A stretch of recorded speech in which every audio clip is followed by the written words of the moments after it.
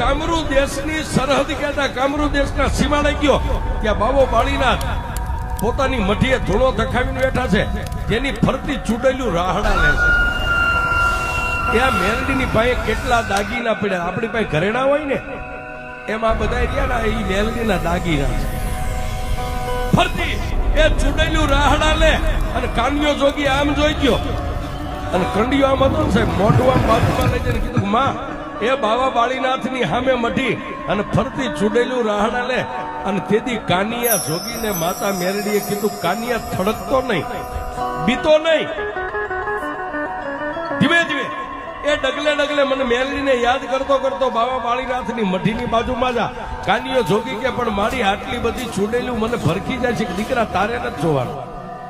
એ કાનિયા તને હજી મારી ભક્તિની ખબર છે, તને મારી શક્તિની ખબર નથી કે હું મેલડી કેવું.